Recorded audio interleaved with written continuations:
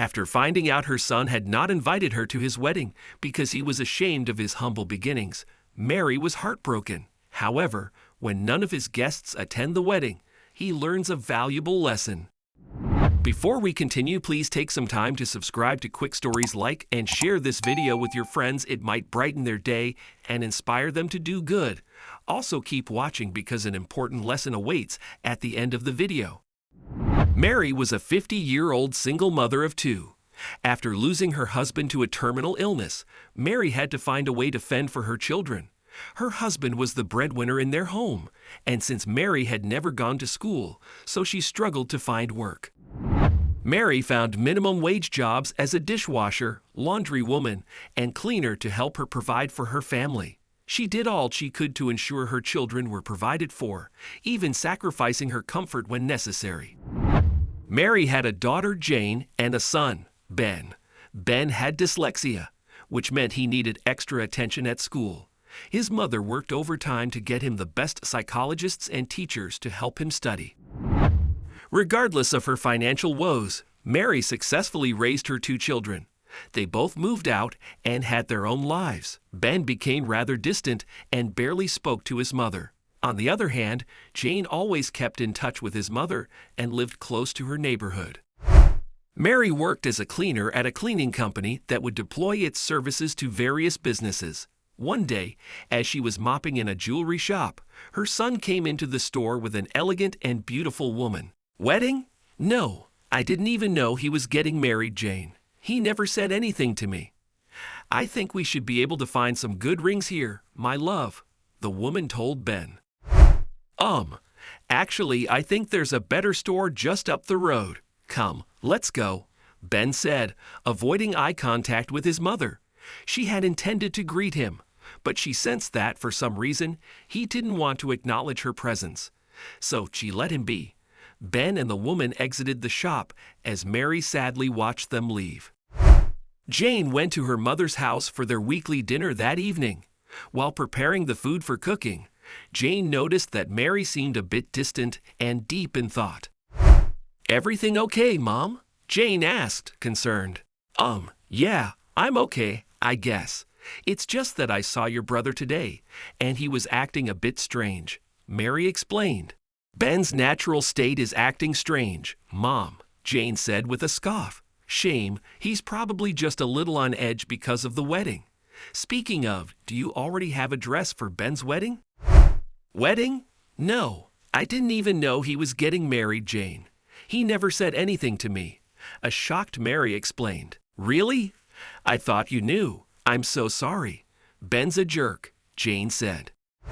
"He was with a woman when I saw him," Mary added. "That must have been his fiancée, Diana. She's loaded, and she's actually quite an amazing person.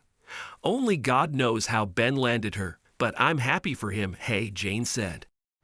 "Are you ashamed of me, Ben?" Mary asked with sadness in her eyes. "Me too," Mary said. Mary pretended like everything was okay, but she was deeply hurt. Why would he not tell me he was getting married? Does my blessing mean nothing to him? Mary thought. Mary decided there was only one way to free herself from her tormenting thoughts. She picked up the phone and called Ben. Ben always made up excuses when his mother called. He was either too busy or on his way somewhere. But today, Mary was determined to get answers. Unfortunately, Ben did not pick up any of her calls. The next day, Jane picked up Mary to shop for a dress. Mary still felt uncomfortable about not being invited to the wedding. Jane brushed off her concerns, simply stating, "You're his mother. You're going to that wedding. It's not a wedding without you." After a long day of window shopping and fitting on various dresses, the pair finally found something they liked. They bought two cheap, simple, but beautiful dresses.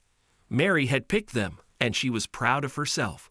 She felt that they fit the occasion even though they were fairly inexpensive. Still seeking to converse with her son, Mary paid him a visit. She went to Ben's house, and he was shocked by his mother's sudden appearance at his doorstep. He invited Mary in for coffee. "Ben, why didn't you tell me you were getting married?" "I'm your mother. Does that mean nothing to you?" Mary cried in dismay.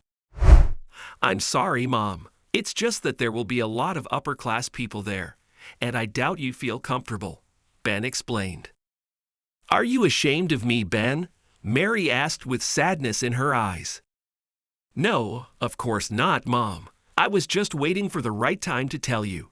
It's complicated, Ben replied. I should have been one of the first people to know, though, Ben. This is a large chapter in your life, Mary explained. I know.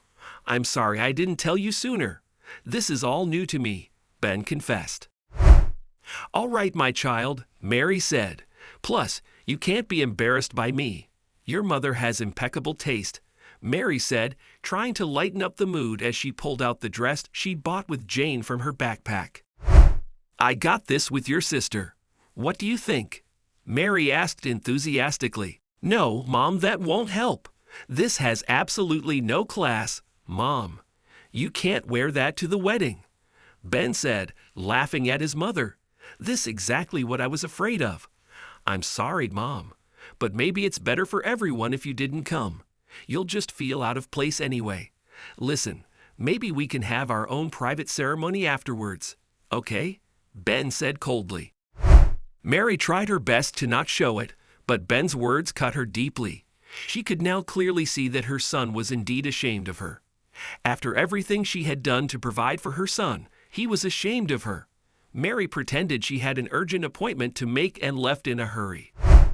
Later that night, Jane went to visit her mother. After knocking tirelessly at the door, she eventually let herself in and went to her mother's room. When she got there, she saw her mother weeping bitterly. Mom, what's wrong? Jane asked, rushing to comfort her. Mary explained everything that had transpired earlier. He's ashamed of me, Jane. Me, his own mother. After all the sacrifices I made for you too, Mary cried. Jane couldn't believe what she was hearing. Seeing her mother like this broke her heart. She was determined to teach Ben a lesson. A few weeks passed, and it was finally the wedding day. Ben woke up in a good mood. Today, you marry your wealthy, beautiful wife. Today, you leave the life of poverty and strife and walk into a chapter of prosperity, Ben said to himself in the mirror as he fixed his tie. Ben's best man was supposed to pick him up for the wedding, but he was already almost an hour late. He tried to call him a couple times, but he didn't respond to his calls. Ben ended up getting a taxi to the wedding venue. When Ben finally arrived at the wedding venue, what he saw sank his heart to his stomach. He couldn't believe what he was seeing. The venue was completely empty. Ben tried to call the wedding planner, but he too would not pick up his call. Ben fell to his knees in despair at the altar. As he was about to call Diana, he heard her voice behind him. I called the wedding off, Ben, Diana said calmly. Ben turned to see his fiancée casually dressed in sweatpants and a tank top. Diana, I don't understand. Why aren't you dressed? And what do you mean you called it off? A bewildered Ben asked as he got up and approached his fiancée. Ben, you said your mom was sick and could not attend the wedding. You're a liar. She was the woman we saw at the jewelry store, Diana said. How did you? Ben started before being interrupted by an agitated Diana. How did I find out? Your sister called me some time back, and we had a very long chat. We made sure everyone we invited knew exactly how you treat your mother, so nobody pitched, Diana explained. I'm sorry, Diana. I just didn't know where she'd fit into all of this. We aren't from money like your family, Ben said. You were ashamed of her because she's poor? Do you know how crazy that sounds, Ben? I knew you didn't have money when I met you, but I still chose you, Diana said, tearing up. I can't be with a man that abandons and disrespects his mother. What kind of provider would you be if we started our own family? I know, but your family and their wealth were just a lot of pressure for me. I never felt good enough, and that goes for my family too, Ben confessed, also tearing up. So you decided to keep your own mother out of your wedding? And you lied to your soon-to-be wife to do so. Who does that? Diana retorted. I'm sorry, Diana. I messed up. Ben started before being interrupted by an irate Diana again. We clearly don't know each other as well as I thought. You think you're marrying a rich girl, huh? No, my parents were also poor growing up. They put their blood, sweat, and tears into providing for me and raising me right. Because of their efforts, I was able to work hard and earn good money, which allowed me to change things around for my family. I was able to help my father start his businesses, Diana explained. I didn't know that, Ben said dejectedly. You didn't need to know that to know you don't abandon family, especially because of something as trivial as money. I'm sorry, Ben. I can't be with a man that abandons and disrespects his mother. What kind of provider would you be if we started our own family? Diana concluded before walking out and leaving a dejected Ben at the altar. After a long period of self-reflection, Ben finally decided to make things right with Diana and his mother. He apologized to Diana and promised her he'd change. However, he needed her help to do so. She took him back and agreed to help him make things right. Later, Diana invited Mary to a luxury dinner to talk about Ben and get to know each other better. What Mary didn't know was that Ben had set the whole thing up. When Mary arrived for dinner, she was shocked to see her son waiting on her on one knee with a large bouquet of flowers. The setup was magnificent and serene, with candles and a whole section just for Mary and her son. I'm so sorry, Mom. You didn't deserve the treatment I gave you, especially after everything you've gone through to get Jane and me this far. And you did it all on your own. I'm sorry I was too selfish to appreciate or acknowledge that.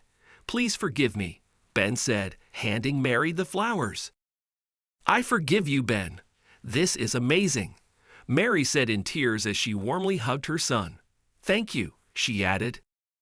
No, Mom, thank you, Ben said in tears. Diana, Ben, and Mary enjoyed a beautiful dinner, and Mary finally got to know Diana better. As it turns out, they had a lot in common that Ben hadn't noticed. After that day, Ben found a new job and began to earn more money, and he used it to support his mother. Mary was able to quit her job at the cleaning company. Because of the financial support from her son, Mary started doing what she always wanted to do, helping kids with dyslexia. Ben was no longer ashamed of his humble beginnings. Instead, he used it as a spark to make sure his mother and his family never had to worry about money again. He was finally able to marry Diana. Only this time he did things the right way and with his mother's blessing.